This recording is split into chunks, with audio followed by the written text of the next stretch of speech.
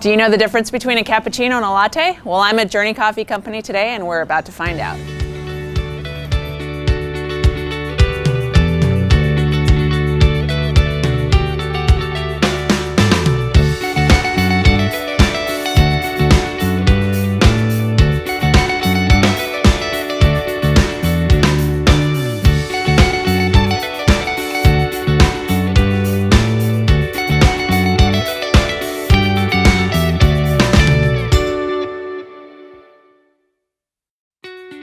Coffee can be traced back several centuries to the ancient forests of Ethiopia, where a goat herder first discovered these fragrant beans. Today, approximately 64% of American adults consume coffee every day, to the tune of 400 million cups. This got me wondering, what is it about coffee that has made it a household staple across the globe? Almost half of coffee drinkers say they just like the taste, but coffee is also associated with extra energy, renewal, alertness, and even weight loss. Surprisingly, Finns drink the most coffee, about 26 pounds per year per person. But worldwide, over 500 billion cups are consumed daily. While one national chain has risen above the rest in popularity, it's small coffee shops like Journey that offer something that big chains just can't: the feeling that you matter. So tell me, how did you get started? How did Journey Coffee Company come to be? So it goes back about 8 years ago almost now. My wife and myself moved to California, and we had a job, great lineup for an aviation career. The guy that I was flying for, he unfortunately passed away like 3 months after we moved here. And it left us in this place of, man, now what? We had this whole career path and life plan. And we sat down and we looked at it as an opportunity to go, okay, well, this is maybe an opportunity for us to really make a story for ourselves as a married couple, because we were newlyweds too. So as we brainstormed just about what we want to do, who we want to be, a coffee shop was the thing that kept coming up. It kept coming up, and this is a place where we always feel at home. When we go to a local coffee shop, it's a place where we feel connected. It's a place where we connect with people. And so the industry of coffee was just something that fascinated us, in the chain of how much impact you can have in the world just by serving someone a cheap $3-4 cup of coffee. So that's kind of what started the ball rolling into the direction for coffee. I love your philosophy, and I noticed a lot of things around the store that say that you matter. I think that's so amazing. Even on your coffee cup, it says you matter. So is that kind of what drove you to open the stores in the hopes of building community? 100%. I think, again, the key thing, what we kept going over and over, is we wanted people to feel welcome, valued, and loved. And our slogan, "You Matter," is just a way to really verbalize that to people and give them a cup of coffee that even says that with their name on it. Tell me a little bit about what goes on with the roasting and how you come up with your blends of coffee. Yeah. So for us, you guys can see the roaster over here. Bill's actually getting warmed up and ready to roast.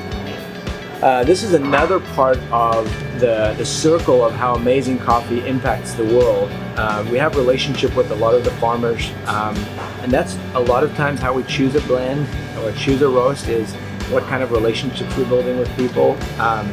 We are getting coffee from all over the world, so seasonally those roasts will change depending on which is harvest season. So we normally have between 5 and 7 different roasts during a season. So, is there like a favorite or a favorite drink? Yes, my favorite is in Ethiopia. Oh, okay.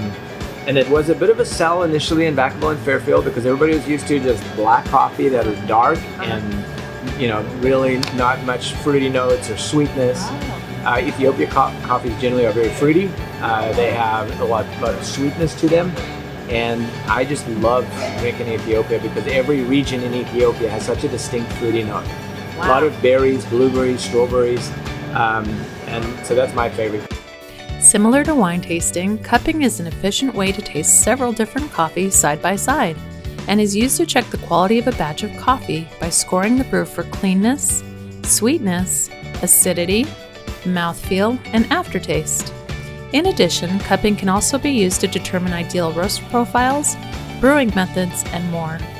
Typically, Boutique coffee companies such as Journey have consistently higher cupping scores than chain coffee companies. Cupping protocol begins when hot water is poured on freshly roasted and ground beans and steeped for 3 to 5 minutes. The infusion is then mixed and the foamy head is removed. It is during the cooling process that the flavors emerge. Next, 2 spoons are used, one going in the cup and the other in the mouth. Unlike wine, the coffee is slurped. Why, you ask? The process is called aspiration, and slurping the coffee allows you to suck it in and spray it across your tongue, including the back of your tongue, near your nasal cavity. Doing this allows you to really taste the coffee. Experienced coffee tasters can identify the differences between varieties and their countries of origin. And what's the difference between a cappuccino and a latte? Yeah, great question. You can educate the world now. I love it. This is my moment. Biggest difference is traditional cappuccino is always an 8-ounce drink. The other difference is milk is a little cooler on a cappuccino than on a latte, and the steaming is a little different, where there's a little more aerated in a cappuccino than it is in a latte. So those are the main differences: the size, the milk temperature, and a little more foam in the cappuccino.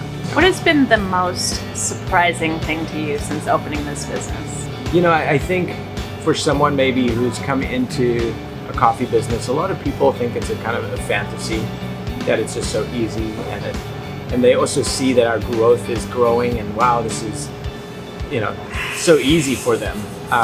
But behind the scenes, it's a hard business. But it's just like anything that's rewarding does take a lot of work and effort. So I think the ropes to cross to open a store with the health department and all the things that we have to try and do, and we have had some great help from a lot of people in the county and Fairfield. Fairfield was really great, by the way, working with them to open up a business.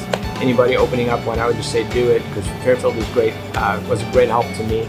So, COVID has obviously been really difficult. Tell me how you guys have adapted, what you've done to kind of, build your business up through COVID. Yeah, I think we've tapped into as many resources and ideas, and I think we rallied our team as well.